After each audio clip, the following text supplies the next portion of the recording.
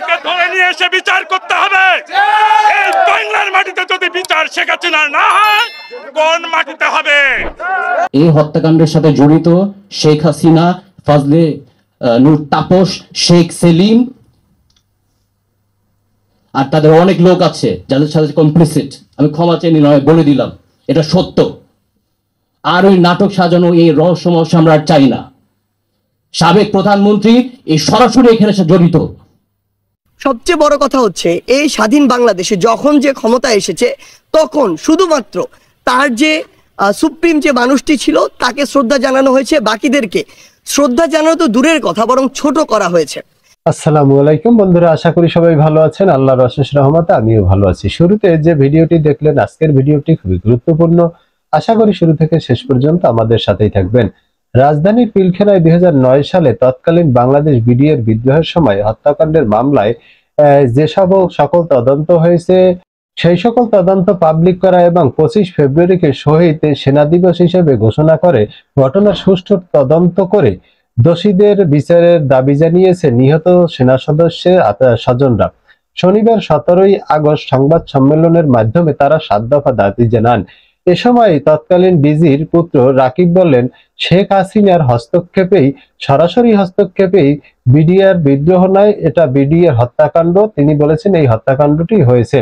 সংবাদ সম্মেলনে তারা আরো যে গুরুত্বপূর্ণ বক্তব্য দিয়েছেন বিডিআর বিদ্রোহের বিষয়ে, চলুন আমরা তার মুখ থেকেই শুনে আসি। আমাদের অনেক পেট্রিয়টিক, জাতীয়বাদী এবং সাহসী সেনাবাহিনীর কর্মকর্তা কিন্তু বিচার চেতে গিয়ে তাদের চাকরিচ্যুত হয়ে গেছে। অনেক অফিসারদের কিন্তু জেলও হয়ে গেছে।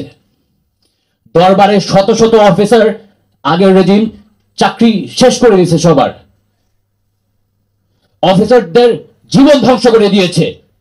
আসলে আমি সরাসরি বলে দিই, পৃথিবীর ইতিহাসে আমার মনে হয় না কোনো ইভেন্ট হয়েছে যেখানে একটা সিটিং প্রধানমন্ত্রী একটা বিদেশি রাষ্ট্রের সাথে ষড়যন্ত্র করে বাংলাদেশের রাজধানীর বুকে 57 সেনা অফিসার হত্যা করে।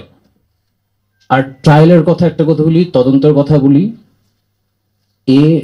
15 বছরের ট্রায়াল তদন্ত আমরা মানি না। কারণ প্রধান যে হত্যাকারীর যে নির্দেশ দিয়েছেন সে তখন ক্ষমতায়, গণভবনে, সংসদে। খুনি কি আর নিজের বিচার করবে? মুখ বন্ধ করে দেখতে হয়েছে কেমনে সে তদন্ত ম্যানিপুলেট করলো, ট্রায়াল ম্যানিপুলেট করলো, ডাল ভাতের কথা বললো, ওই কথা বললো, নীরবতা পালন করে সহ্য করতে হয়েছে।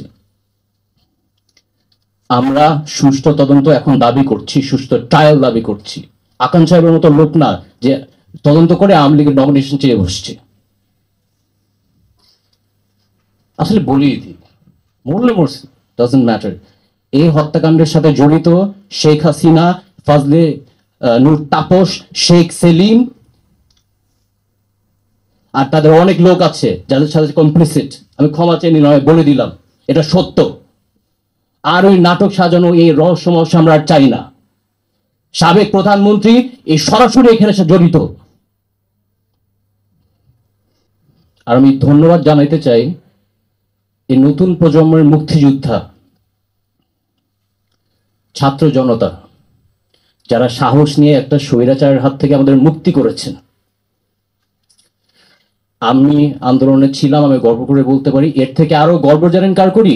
ডিপ্রো, সন অফ শহীদ লেফটেন্যান্ট কর্নেল রবি, যে শাহবাগের আন্দোলনে যে গুলি খেতে হয়েছে, ওর বাবাকে হত্যা করে ফেললো, এখন ওর ছেলের গায়ে গুলি করবে। তো বন্ধুরা, এই বিডিআর বিদ্রোহ নিয়ে আপনাদের কোনো মতামত থাকলে অবশ্যই আপনি আপনার মূল্যবান মতামত কমেন্ট বক্সে কমেন্ট করে জানাবেন। এদিকে 15 আগস্ট বঙ্গবন্ধুর যে 32 নম্বর বাড়ি, সেখানে বঙ্গবীর কাদের সিদ্দিকী আসলে বঙ্গবন্ধুর প্রতিকৃতিতে শ্রদ্ধা নিবেদন করার জন্য যেতে চেয়েছিলেন। সেখানে যে সাধারণ ছাত্রছাত্রীরা এবং এই বৈষম্য বিরোধী ছাত্র আন্দোলনের যে ছেলেরা রয়েছে, ছেলেমেয়েরা, তারা কিন্তু তাকে বাধা প্রদান করেছে, তার গাড়িতে ইটপাটকেল নিক্ষেপ করেছেন এবং তাকে আসলে লাঞ্ছিত করেছে। এছাড়াও অনেকেই তাকে সেখানে যেতে দেওয়া হয়নি, এমন ভিডিও ফুটেজ বা খবর কিন্তু পাওয়া গিয়েছে। এই ব্যাপারে বৈষম্য বিরোধী ছাত্র আন্দোলনের সমন্বয়ক সার্জিস আলম বলেছেন যে শোক প্রকাশে বাধা দেওয়ার সমর্থন করে না বৈষম্য বিরোধী ছাত্র আন্দোলন। তবে তিনি দাবি করেন যে বিগত দিনগুলোতে যখন যে দল ক্ষমতা এসেছে তখন সেই দলের যে মূল ব্যক্তি তাকেই বড় করে দেখানো হয়েছে। অন্য যে যারা এই স্বাধীনতা যুদ্ধে অবদান রেখেছে গুরুত্বপূর্ণ ব্যক্তি তাদেরকে তেমন কোনো মূল্যায়ন করা হয়নি। তারা চায় যে যে যতটুকু মূল্যায়ন পাওয়ার যোগ্য তাকে ততটুকু মূল্যায়ন অবশ্যই যেন করা হয়। তো বলুন বন্ধুরা, চলুন আমরা দেখে আসি সার্জিস আলম এই বিষয়ে আরো কি কথাগুলো বলেছিলেন। সবচেয়ে বড় কথা হচ্ছে এই স্বাধীন বাংলাদেশে যখন যে ক্ষমতা এসেছে তখন শুধুমাত্র তার যে সুপ্রিম যে মানুষটি ছিল তাকে শ্রদ্ধা জানানো হয়েছে, বাকিদেরকে শ্রদ্ধা জানানো তো দূরের কথা বরং ছোট করা হয়েছে। আমরা বিগত আওয়ামী লীগের সময় দেখেছি বঙ্গবন্ধুকে কিংবা শেখ মুজিবুর রহমানকে বঙ্গবন্ধু থেকে শুরু করে যত বিশেষণে বিশেষায়িত করা যায় সেগুলো করা হয়েছে এবং অতিরঞ্জিত অনেক ঘটনা নিজের মন মতো করে বানানো হয়েছে, ইতিহাস সাজানো হয়েছে। অপরদিকে আমরা যদি দেখি শেরে বাংলাকে ফজলুল হক, মাওলানা আব্দুল হামিদ খান ভাসানী, হোসেন শহীদ সোহরাওয়ার্দী, জিয়াউর রহমান থেকে শুরু করে তাজউদ্দিন আহমেদ পর্যন্ত এই মানুষগুলো যতটুকু ন্যূনতম সম্মান প্রাপ্য কিংবা ইতিহাসের যে জায়গাটুকু তারা ধারণ করে সেটুকুও তাদেরকে দেওয়া হয়নি। আমরা বিশ্বাস করি আমাদের জায়গা থেকে এই যে মানুষগুলো রয়েছে আসলে বাংলাদেশের ইতিহাস নিয়ে কথা বললে যেই মানুষদের অবদান একদম অনস্বীকার্য, তাদের প্রত্যেককে তাদের যতটুকু অবদান ছিল এর জন্য তাদের স্মরণ করতে হবে। কাউকে ইচ্ছাকৃতভাবে রাজনৈতিক উদ্দেশ্যে ছোট করা যাবে না। আমরা যতটুকু জিয়াউর রহমান যতটুকু সম্মান প্রাপ্য তাদেরকেও আমাদের ততটুকু সম্মান দিতে হবে।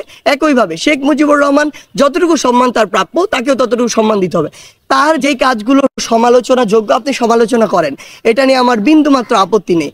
কিন্তু আপনি আজকে 2024 সালে এত বড় একটি গণঅভ্যুত্থানের পর দাঁড়িয়েও আপনি যখন আপনার রাজনৈতিক প্রতিহিংসাকে বাস্তবায়ন করার জন্য এই কাজগুলো করেন, এগুলো আমরা আমাদের জায়গা থেকে কখনোই সমর্থন করি না এবং আমরা মনে করি যে বাংলাদেশের জনগণের তাদের জায়গা থেকে সর্বোচ্চ প্রতিবাদটুকু করা উচিত যে তারা এগুলো আজকে দাঁড়িয়ে কখনো এগুলো সমর্থন করে না এবং চায় না যারা এগুলো করবে তাদেরকে জনগণ বয়কট করার জন্য প্রস্তুত। ইভেন আমাদের মধ্যেও কেউ যদি এই কাজগুলো করে তাদেরকেও বয়কট করা হোক, কোনো সমস্যা নেই। মানে বঙ্গবীর কাদের সিদ্দিকী সেখানে গিয়েছিলেন, তার গাড়িতে হামলা হয়েছে, ভাঙচুর হয়েছে।